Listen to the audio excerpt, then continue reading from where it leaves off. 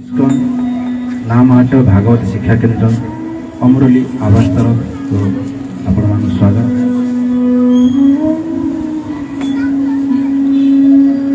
ଅଜାମିଳ ଚରିତ୍ରକୁ ତ ଅଜାମିଳ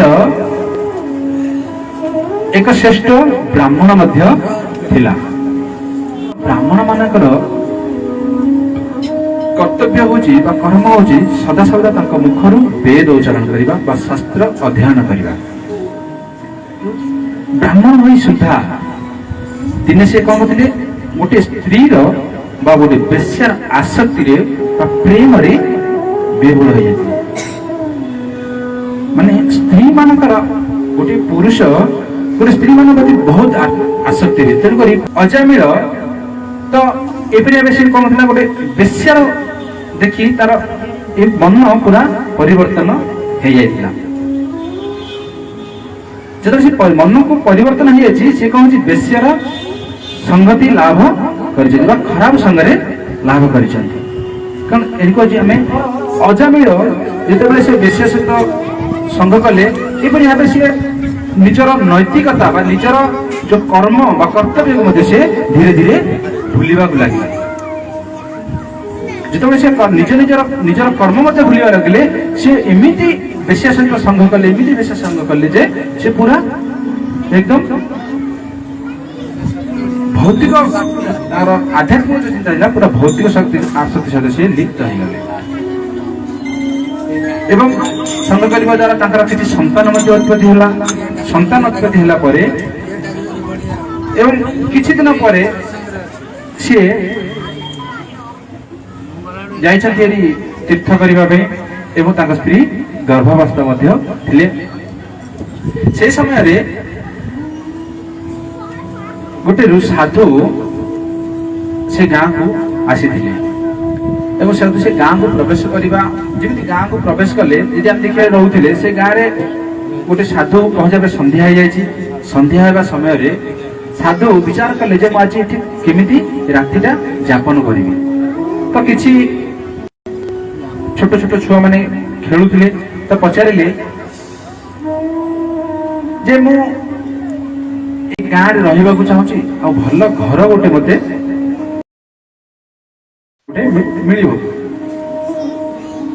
ସେମିତିଆ ଲୋକ କିଏ ବ୍ରାହ୍ମଣ ଲୋକ ଅଛନ୍ତି କି ମୁଁ ତାଙ୍କ ଘରେ ରହିବି? ତ କିଛି ପିଲା ଏମିତି ଚୁଗଲି ପିଲା ଥିଲେ ଯେ କହିଲେ ଆଙ୍କୁ ସେଇ ଗାଁର ଶେଷ ଘର ଯୋଉ ଅଜାମିଳର ଘର ଅଛି, ସେ ଘରଟା ଆମେ ଦେଖାଇଦେବା। ତ ଅଜାମିଳର ଘରଟା ଦେଖାଇ ଦେଲା ପରେ ଋଷି ଅଜାମିଳ ଘରକୁ ଚାଲି ଯାଇଛନ୍ତି। ଦେଖିଲେ ଯେ ସେଠି ଗୋଟିଏ କେବଳ ସ୍ତ୍ରୀ ହିଁ ଅଛି, ଅଜାମିଳ ନାହାନ୍ତି।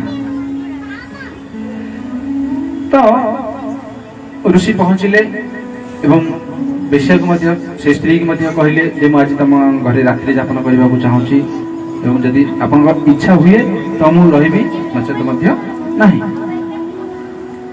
ତ ସେ ସ୍ତ୍ରୀ କହୁଛି ନାଇଁ, ଆପଣ ରହିପାରିବେ। କାରଣ ରହିଲା ପରେ ସେଇ ସ୍ତ୍ରୀ ଜଣକ ସେଇ ସାଧୁଙ୍କ ପାଇଁ ସୁସ୍ୱାଦୁ ପ୍ରସାଦର ବ୍ୟବସ୍ଥା କଲେ, ପ୍ରସାଦ ମଧ୍ୟ ଖୁଆଇଲେ ଏବଂ ସେ ସାଧୁ ପ୍ରସାଦ ପାଇ ରାତିରେ ବିଶ୍ରାମ ମଧ୍ୟ କଲେ। ବିଶ୍ରାମ କରି ଯେତେବେଳେ ସିଏ ଘରୁ ଯାଉଛନ୍ତି, ଯିବା ସମୟରେ ସେ ସ୍ତ୍ରୀ କହୁଛନ୍ତି ଯେ ଆପଣ ଯୋଉ ବର୍ତ୍ତମାନ ଗର୍ଭବାସ ଅଛନ୍ତି, ଯୋଉ ଆପଣଙ୍କର ସନ୍ତାନ ଜନ୍ମ ହବ, ତାର ନାମ ତମେ ନାରାୟଣ ରଖିବ। କାରଣ ସାଧୁ ସନ୍ଥ ମାନେ ଆଗତ, ଭବିଷ୍ୟତ ଏବଂ ବର୍ତ୍ତମାନର କୁ ଜାଣିପାରୁ। କାରଣ ଋଷି ଜାଣିପାରିଥିଲେ ଯେ ଆଙ୍କର ପୁତ୍ର ସନ୍ତାନ ହିଁ ଜନ୍ମ ହବ ଏବଂ ସେଇ ଶିଶୁର ନାମ ହବ ନାରାୟଣ। ତମେ ନାମକରଣ କରିବ କଣ ତାର? ନାରାୟଣ। ତ ସେ ସନ୍ଥ ଏତିକି କହି ଚାଲି ଯାଇଥିଲେ। ଚାଲିଯିବା ପରେ ଅଜାମିଳ ଯେତେବେଳେ ଘରକୁ ପ୍ରତ୍ୟାବର୍ତ୍ତନ କଲେ, ପ୍ରତ୍ୟାବର୍ତ୍ତନ କରିସାରିଲା ପରେ ତାଙ୍କ ସ୍ତ୍ରୀ ତାଙ୍କୁ କହିଲେ ଯେ ଏମିତି ଏମିତି ଘଟଣା, ଗୋଟେ ସାଧୁ ଆସିଥିଲେ, ସାଧୁ ଆସି ରାତି ରହିଲେ ଏବଂ ପ୍ରସାଦ ମଧ୍ୟ ଖାଇଲେ ଏବଂ ଗଲା ସମୟରେ କହିଛନ୍ତି ଯେ ଆମର ଯୋଉ ସନ୍ତାନ ଜନ୍ମ ହବ ତାର ନାମ ନାରାୟଣ ରଖିବା ପାଇଁ। ଅଜାମିଳ ବହୁତ ଖୁସି ହେଲେ। ଏମିତି କିଛି ଦିନ ଗଲା ପରେ ରୋଗଗ୍ରସ୍ତରେ ପଡ଼ିଲେ। ଅଜମିଳ କଣ କଲେ ରୋଗଗ୍ରସ୍ତରେ ପଡ଼ିଗଲେ। ଯେତେବେଳେ ସେ ରୋଗଗ୍ରସ୍ତରେ ପଡ଼ିଯାଇଛନ୍ତି ତ ସିଏ ପୁରା ଶଯ୍ୟାଶାୟୀ ହେଇଯାଇଛନ୍ତି ବା ସେ ଶଯ୍ୟାର ମଧ୍ୟ ଉଠି ପାରୁନାହାନ୍ତି। ଜମ୍ ଜମ୍ ମାନେ ଯିଏ ଅନ୍ତଃକାଳେ ଯଦି ବା ସଦା ସର୍ବଦା ମୋ ନାମକୁ ମଧ୍ୟ ଉଚ୍ଚାରଣ ନ କରୁଥିବ, ଯଦି ମରିବାକୁ କିଛି ସମୟ ବାକି ଥିବ ମଧ୍ୟ ଯଦି ମୋର ନାମ ଉଚ୍ଚାରଣ କରିଦିଏ ତାହେଲେ ମଧ୍ୟ ତାର ଏଇ ଭଗବାନ ଏଇ ଭୌତିକ ସଂସାରରୁ ତାର ଉଦ୍ଧାର ହୋଇ ମୋର ଗୋଲକ ବୃନ୍ଦାବନକୁ ସିଏ ପ୍ରାପ୍ତ ହୁଏ। ତ ଅଜାମିଳ